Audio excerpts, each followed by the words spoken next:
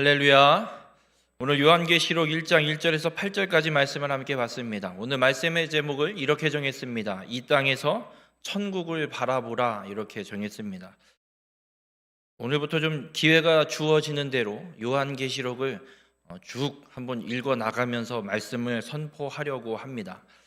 이 요한계시록 하면 많은 성도님들의 이 반응이 두 가지로 나뉩니다. 어떻게 나뉘냐면, 한 부류는 요한계시록은 너무 어려워, 도대체 뭔 소리인지 알다가도 모르겠고, 무슨 계시라고 무슨 환상이라 그러는데 무슨 죄다 이단이 쓰는 말만 써 있는 것 같고, 그러면서 전혀 관심을 두지 않고 한 번 읽고 땡. 그리고 요한계시록은 보면 안 되는 것 같은 그런 생각을 갖고 요한계시록을 한 옆으로 밀어놓고 있는 반응이 있는가 하면, 또 한편 다른 한 부류는 이 요한계시록은 종말 때를 말씀하고 있으니 이 요한계시록이 진정한 하나님의 성경이다, 이러면서 이거는 집착, 성경 말씀을 읽는 걸 넘어서 집착을 넘어서 완전 광신적으로 이 요한계시록만, 앞에 있는 65권의 성경은 다 집어던져버리고 요한계시록만 수십 번 수백 번 읽으면서 이것만 책을 찾아서 보고 무슨 집회를 찾아 들어보고 하는 그런 광신적인 요한계시록 맹신하는 그런 반응을 볼 수 있게 됩니다. 근데 우리가 잊지 말아야 될 것이 있습니다. 요한계시록을 한 옆으로 밀어놔 버려도 안 되고, 그렇다고 요한계시록만 맹신하고 광신적으로 성경을 이거는 꼭 읽어야 된다 그러면서 이것만 이야기해서도 안 된다는 걸 잊지 마시기를 바랍니다. 요한계시록은 문맥에 따라서, 이 성경 요한계시록이 기록하고 있는 말씀의 이 문맥을 따라서 읽으면서 이 메시지를 통해서, 이 말씀을 통해서 하나님이 우리에게 주시는 희망의 비전과 메시지를 찾고 그 하나님의 뜻대로 살아가라고 우리에게 주어주신 하나님의 말씀임을 믿으시길 주님의 이름으로 축원합니다. 그래서 우리가 요한계시록을 읽으려면 좀 주의해야 될 게 있습니다. 왜냐하면 이놈의 이단 XX들이 이 요한계시록에 있는 너무 좋은 말씀들을 다 갖다 써먹고 있습니다. 대표적인 게 신천지, 새하늘과 새 땅, 이단이 쓸 말이 아닙니다. 그 사람들은 이제 그만 썼으면 좋겠습니다. 이건 우리 교회에서 써야 되는 말입니다. 새하늘과 새 땅은 하나님이 이루실 하나님의 나라임을 믿으시길 바랍니다. 그래서 우리가 이 요한계시록을 읽을 때 그냥 무조건 해석하려고만 해서도 안 되고, 상징을 상징으로 받아들여야지, 이게 이 말이, 이 단어가 갖고 있는 게 뭐냐, 뭘 이야기하는 거냐 집착해서도 안 됩니다. 그래서 요한계시록을 읽을 때 우리가 주의해야 될 것 세 가지 정도만 말씀을 드리면, 요한계시록이 쓰여진 배경과 상황을 우리는 잊으면 안 됩니다. 요한계시록이 쓰여진 게 어떻게 쓰여졌냐면, 계시록 1장 오늘 읽진 않았는데 9절에 보면, 나 요한은 너희 형제요 예수의 환난과 나라와 참음에 동참하는 자라, 하나님의 말씀과 예수를 증언하였으므로 말미암아 밤모라 하는 섬에 있었더니, 이렇게 기록합니다. 요한이 이 성경 요한계시록, 하나님으로부터 계시를 받아서 이 요한계시록을 기록한 곳이 어디냐? 밤모라는 섬입니다. 지중해 연안에 있는 정말 기가 막힌 섬입니다. 앞에 해안이 너무 좋아요. 어떻게 하냐고요? 가봤습니다. 대학원 때 기회가 있어서 성지순례를 갔는데 밤모섬에 갔는데 정말 유배당했습니다. 저희도 할 게 없습니다. 뭐 할 거 없고 그냥 이 요한이 갇혔던, 그리고 계시를 받았던 그 곳이라고 하는 곳을 기념 교회도 세워놓고 뭐 해놨는데, 거기를 들어가려면 오후 3시에 문을 연답니다. 저희는 아침 10시에 도착했습니다. 오후 3시까지 점심 먹고 한 게 없습니다. 그만큼 놀기도 뭐하고 뭐 없습니다. 그냥 바닷가에 있는 섬, 그곳에 요한이 갇혀 있습니다. 유배당한 겁니다. 왜 유배를 당했느냐? 예수의 환난과 나라와 참음에 동참해서 그 하나님의 말씀과 예수를 증언한 것 때문에 유배당했습니다. 이 시대는 어떤 시대였냐? 요한계시록이 주어질 때의 시대는 로마 황제가 자신을 주라고 모든 사람들에게, 자신의 백성들에게 강요했던 시대입니다. 그래서 로마 황제를 주님, 주인, 신이라고 인정 안 하면 그냥 죽여버렸습니다. 예수 그리스도를 믿는 자들은 로마 황제를 주라고 절대 고백하지 않습니다. 그래서 핍박받았고, 그래서 목숨 내놓고 예수 그리스도를 믿었던 시대입니다. 그런 시대에 하나님께서 반모섬에 유배당하고 있는 사도 요한을 통해 주신 하나님의 계시가 이 요한 계시록임을 잊지 마시길 바랍니다. 그런 상황입니다. 예수 믿는 것 때문에 죽임당하는 상황. 그래서 주변에서도 이야기하기를, 야, 미쳤지, 왜 목숨 내놓고 그걸 믿냐? 그냥 로마 황제 주라고 한마디 하면 사는 거 편한데 왜 그렇게 미련맞게 사냐? 유혹도 당하고 핍박받는 그런 시대 속에, 그런 고난의 상황에서도 우리가 믿음으로 잘 살라고 하나님께서 요한을 통해 주신 계시의 말씀입니다. 또 한 가지는 이 요한계시록은 성경입니다. 별똥별이 아닙니다. 외인 부대도 아닙니다. 성경에 하나님께서 믿음의 선진들을 통해 이 정경 66권의 성경을 정해 주셨습니다. 거기에 마지막으로 채택된 66번째 책으로 요한계시록이 정경으로 쓰여졌습니다. 요한계시록은 별도의 복음이 아니라 이 성경 66권, 요한계시록을 제외한 65권에 함께 기록되어 있는 이 모든 복음의 흐름 안에서 동일하게 같은 맥락으로 같은 복음을 우리에게 선포해주고 전해주고 있는 성경임을 잊지 마시길 바랍니다. 그래서 요한계시록에도 구약 성경을 무지하게 많이 인용합니다. 그 이야기는 구약의 선지자를 통해 예언된 하나님의 약속이 요한계시록의 말씀을 통해서 하나님이 분명하게 성취하고 있음을 우리에게 말씀해 주는 겁니다. 그래서 요한계시록 별똥별 외인 부대의 책으로 생각하지 마십시오. 하나님이 우리에게 주신 하나님의 말씀 성경 66번째 책임을 잊지 마시길 바랍니다. 또 요한계시록을 이렇게 해석하는 사람들이 있습니다. 요한계시록엔 종말이 기록되어 있다. 그래서 어떻게 해서든지 종말을 해석해 보려고, 종말에 대해서 이 종말이 무엇인가를 찾아보고 언제인지를 생각해보고 무엇인가를 좀 발견해 보려고 종말에만 집중해서 보라고 성경이 주어진 게 아니라는 겁니다. 종말의 코드로 성경을 해석하지 마십시오. 종말은요, 아무도 모릅니다. 예수님도 모릅니다. 하나님만 아십니다. 근데 뭘 자꾸 알라고, 종말을 알라고 그 세상의 끝날을 찾으려고 난리를 치십니까? 백날 찾아보십시오. 다 거짓말쟁이들입니다. 요한계시록은 고난과 핍박과 유혹이 만연한 이 세상 속에서 끝까지 믿음을 지키라고 하나님의 백성들에게 하나님께서 격려하며 주신 책임을 잊지 마시길 바랍니다. 그런 관점에서, 그런 주의점을 갖고 이 요한계시록을 끊임없이 읽어 나가시면 하나님께서 우리를 향한 놀라운 비전과 또 하나님이 우리를 통해 이루실 하나님의 그 놀라운 계획을 깨닫게 될 줄 믿습니다. 우리 모든 성도님들의 삶이 이 세상 가운데서 하나님께서 우리에게 주신 이 계시의 말씀을 통해 믿음을 세상 끝날까지 지켜서 하나님 나라를 성취하는 귀한 축복의 삶이 되시길 주님의 이름으로 축원합니다. 오늘 본문 1절에 요한계시록의 시작이 이렇게 기록됩니다. 예수 그리스도의 계시라. 여러분, 요한계시록은 예수 그리스도께서 주신 계시임을 잊지 마시길 바랍니다. 그래서 권위가 있습니다. 신천지 따위들이 사용할 말이 그런 글이 아닙니다. 그런 이단들이 자신들을 증명하고 자신들의 입지를 만들어가기 위해서 수단과 도구로 사용하라고 주신 책이 아닙니다. 예수 그리스도의 계시이기 때문에 권위가 있고 우리에게 생명의 말씀이 됨을 잊지 마시길 바랍니다.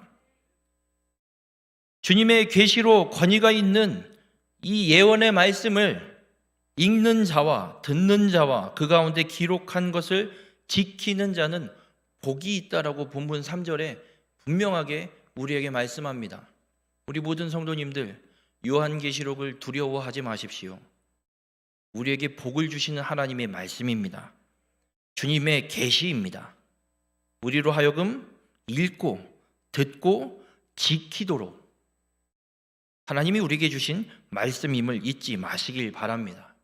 그렇게 우리에게 주신 말씀이기에 그 계시를 받은 요한이 7 교회에 편지를 써서 이 계시를 보냅니다. 7 교회 성도들이 함께 읽고 믿음을 지키라고. 근데 한 가지 여쭤보겠습니다. 이 시대에 교회가 몇 개 있었을까요? 저도 잘 모릅니다. 엄청 많을 겁니다. 소아시아에 있는 교회 7개가 다일까요? 예루살렘에 있는 교회는요? 안디옥에 있는 교회는요? 이 소아시아 7교회에 포함되어 있지 않은 다른 교회들은 교회가 아닙니까? 근데 왜 요한 계시록에는 하나님이 7 교회를 향해 이 계시의 말씀을 편지로 쓰라고 하실까?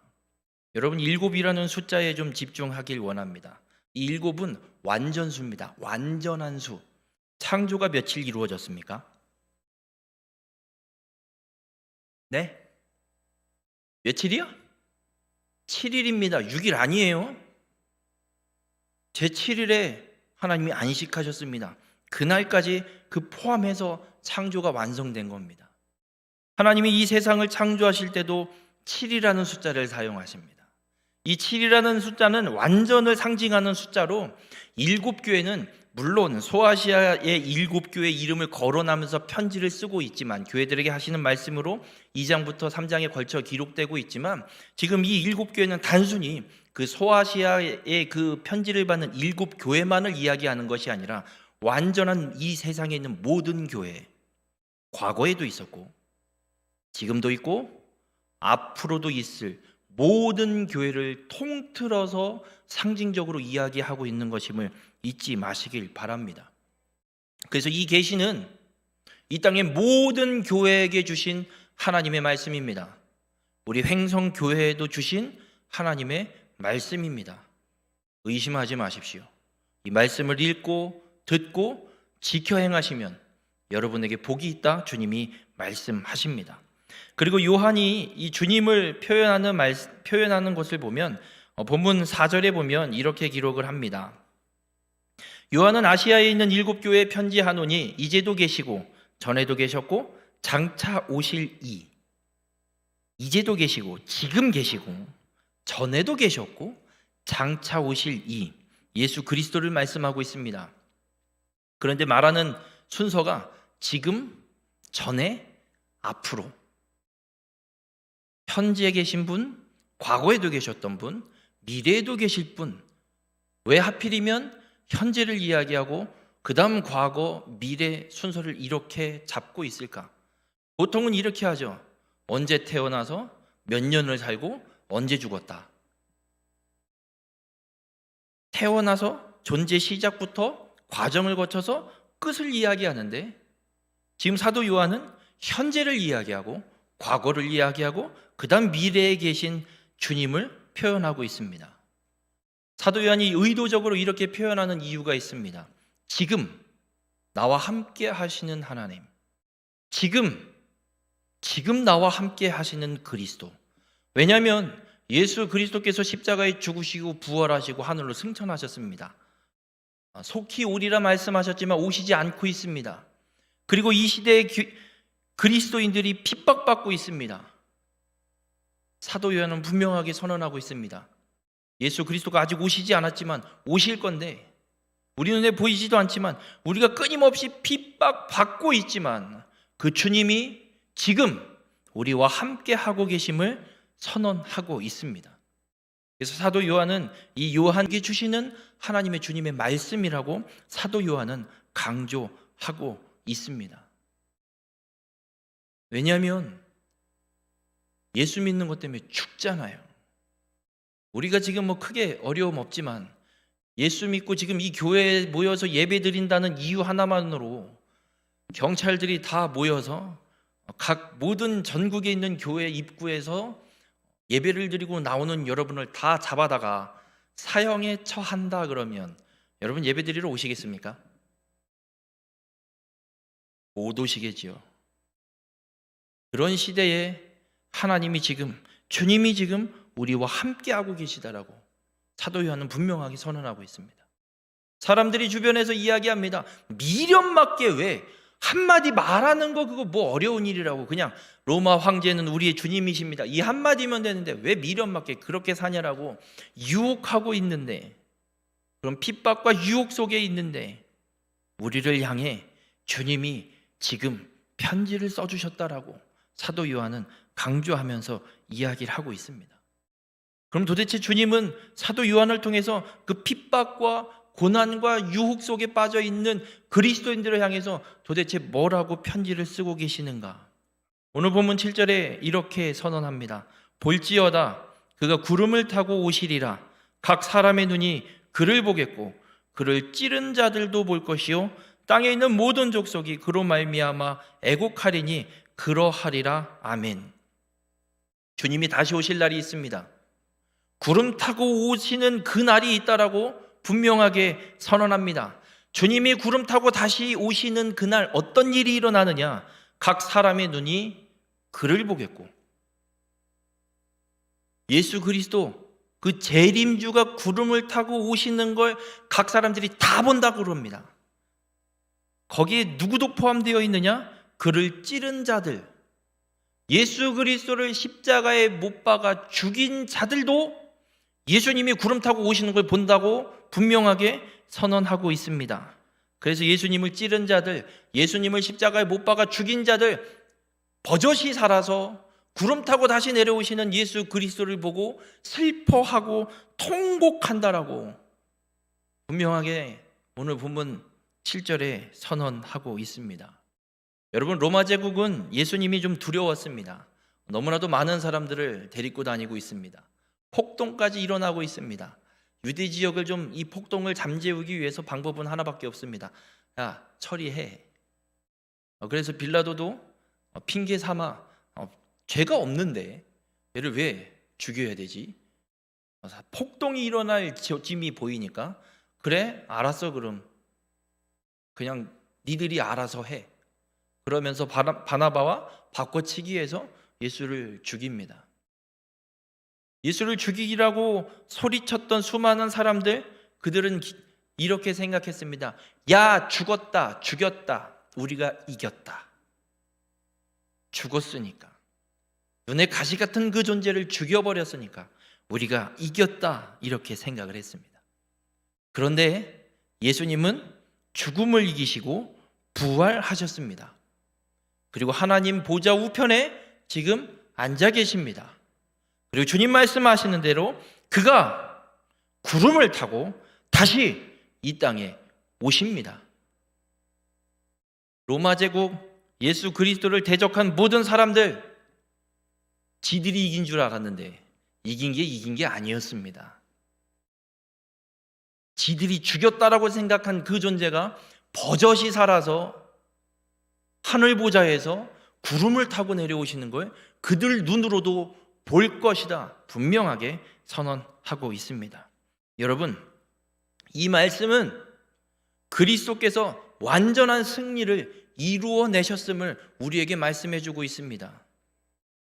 여러분, 그리스도인들이 이 시대에 핍박받고 있습니다. 목숨 내놓고 예수 믿고 있습니다. 예수 믿는다는 거, 로마 황제를 주로 고백할 수 없는 믿음을 갖고 있는 것 때문에 죽임당하던 시대입니다. 근데 주님이 말씀하시는 것,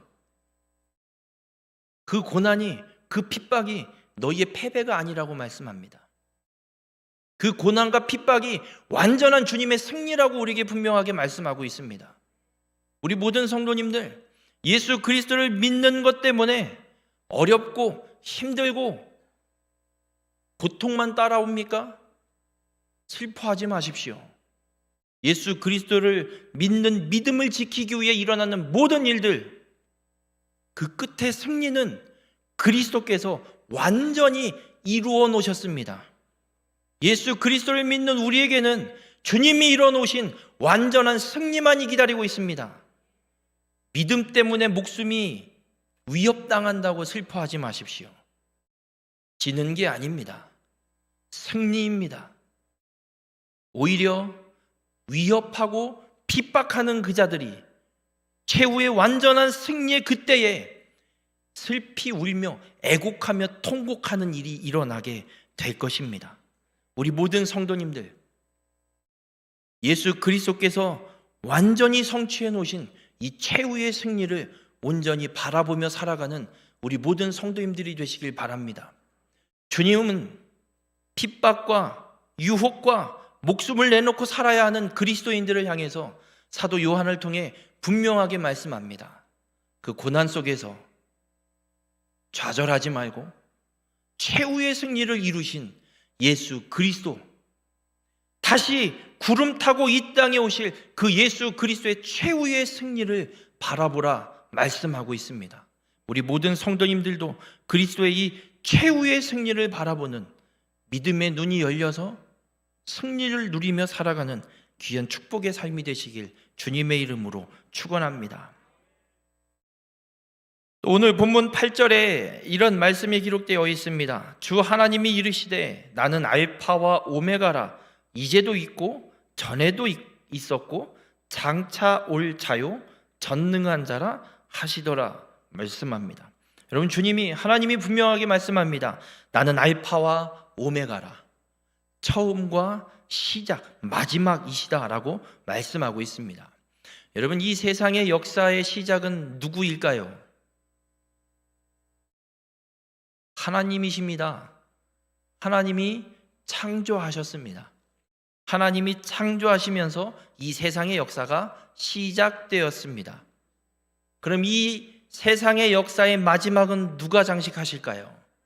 하나님이 하십니다. 이 세상이 시작될 때 하나님이 지으신 그 모든 것을 보시니 보시기에 심히 좋았더라 말씀합니다. 처음 되시는 하나님이 보시기 좋게 세상을 시작하셨습니다. 그 하나님이 이 세상의 마지막 어떻게 만드실까요? 당연히 하나님 보시기에 심히 좋게 마지막을 만드실 것입니다. 믿으시기 바랍니다. 시작도 하나님, 끝도 하나님. 그럼 그 시작과 끝 사이는 그 하나님께서 약속하신 대로 모든 것들을 다 이루실 분임을 믿으시길 바랍니다. 그래서 우리는 주님이 하시는 이 말씀을 읽고 듣고 지키면 복이 있습니다. 이게 주님의 말씀입니다. 핍박받는 성도, 고난 중에 있는 성도, 도무지 안개가 자욱하게 끼어있는 사방이 확인되지 않는 가늠할 수 없는 그런 길을 가고 있는 하나님의 백성을 향해, 성도를 향해 주시는 하나님의 말씀을 듣고 행하는 귀한 믿음의 삶이 되시길 주님의 이름으로 축원합니다. 그럼 하나님께서 또 어떤 말씀을 주시느냐? 예수 그리스도를 증언한 것 때문에 반모섬에 유배당한 요한이 그 들려지는 하나님의 음성과 하나님이 보여주시는 환상을 이제 말씀 이 요한계시록에 쭉 기록해 나가고 있습니다. 그런데 본문 계시록 1장 13절에 보면 이런 말씀이 있습니다. 7 금촛대가 보이는데 그 촛대 사이에 인자 같은 이가 발에 끌리는 옷을 입고 가슴에 금띠를 띠고 서 있습니다. 여러분, 이 13절, 14절, 15절의 이 말씀들, 16절의 이 말씀들이 인자에 대한, 그리스도에 대한 환상의 상징을 갖고 보여주시는 말씀인데, 이 말씀이 어디에 아주 흡사하게 기록이 되어 있냐면 다니엘 10장에 가면 다니엘에게 보여주신 환상 속에 너무나도 똑같이 그리스도에 대한 환상을 보여주고 계십니다.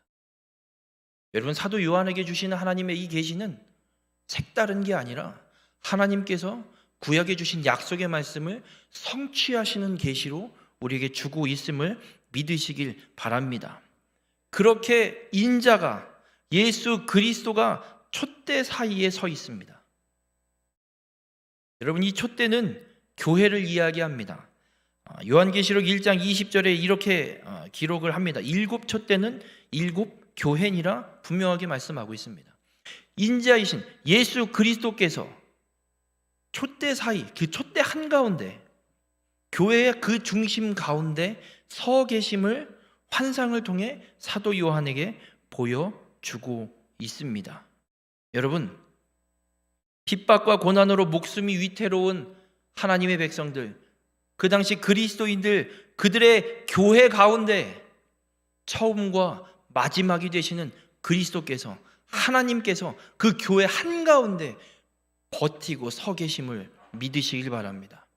그 하나님이 지금 우리 교회의 이 중심에도 서 계심을 믿으시길 바랍니다. 왜 주님이 교회의 중심에 서 계시는가? 왜 그게 그렇게 중요한가?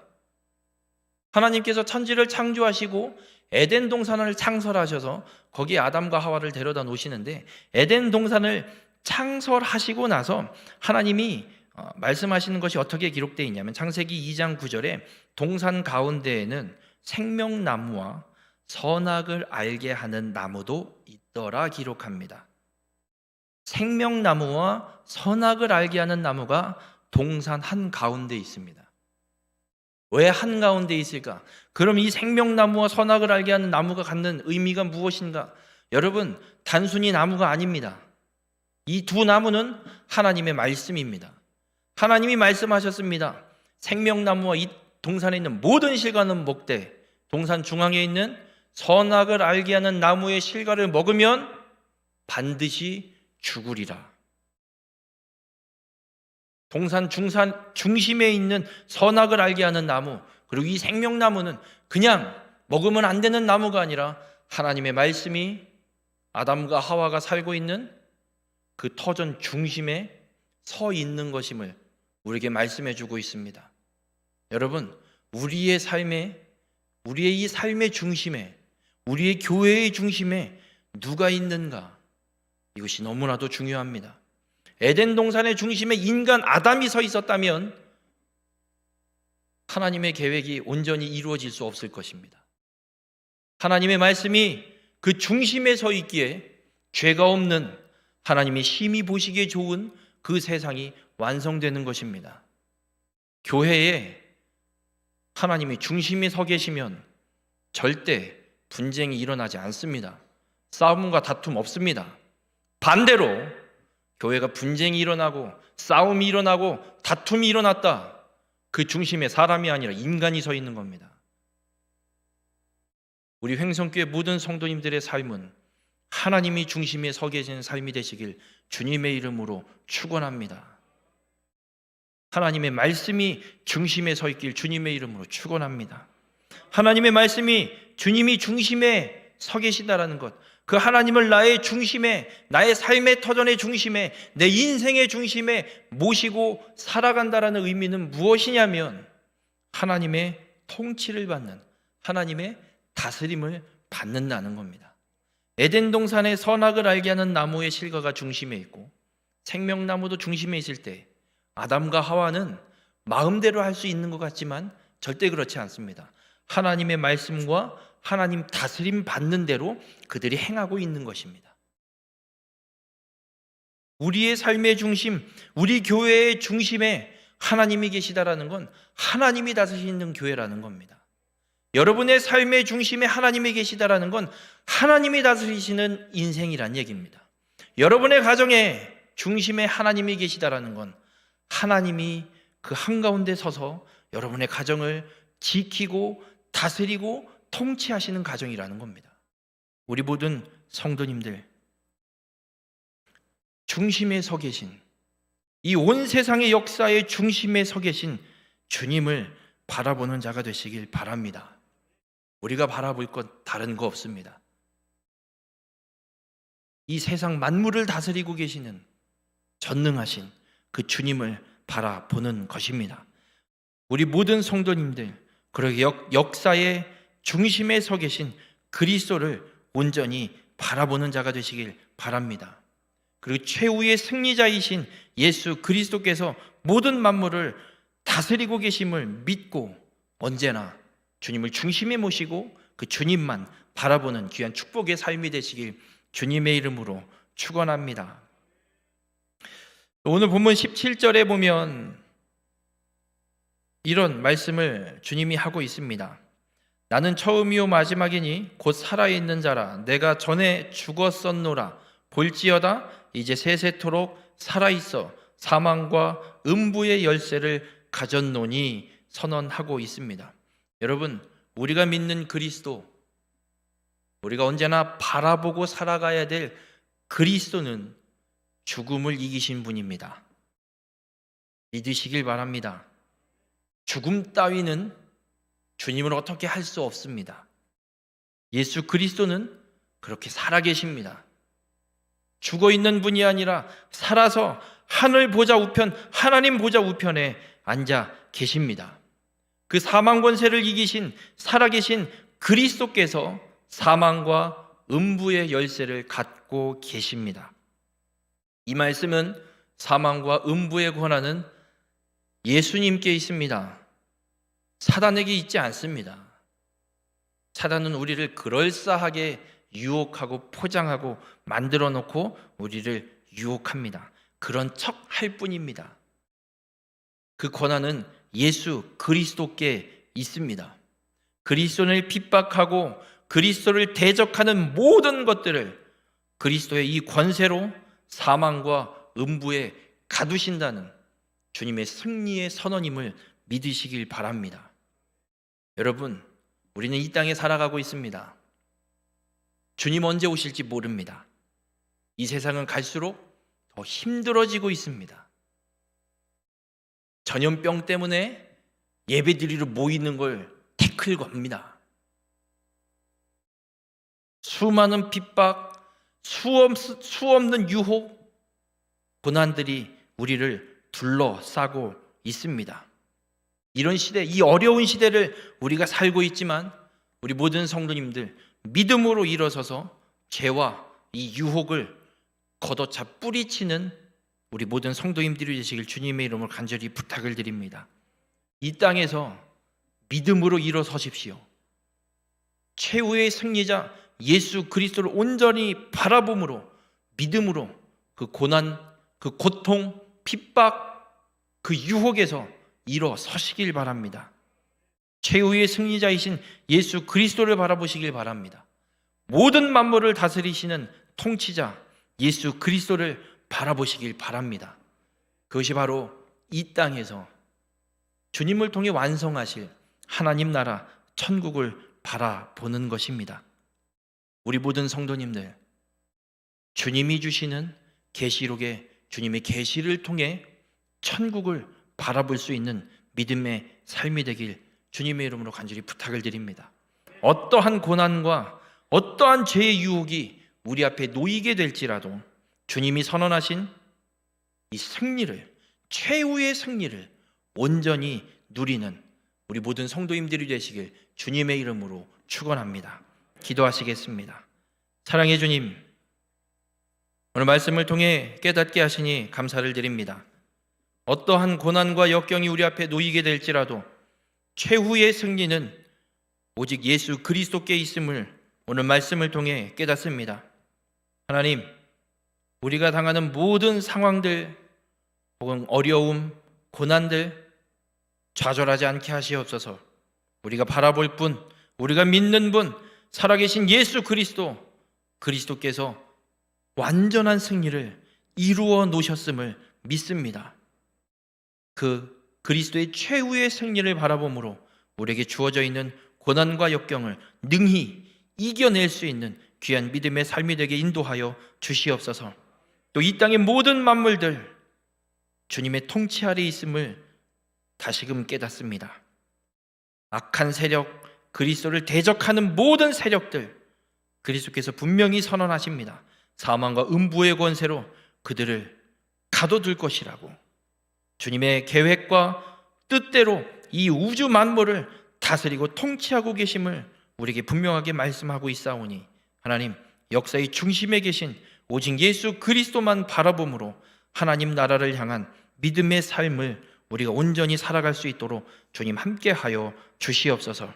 우리 행성교회 모든 성도님들을 주님 기억하여 주셔서 언제나 함께하시는, 지금 나와 함께하시는 그 그리스도만 온전히 바라보는 귀한 축복의 삶이 되도록 주님 함께하여 주시옵소서. 이 모든 말씀 예수님의 이름으로 기도드렸습니다. 아멘.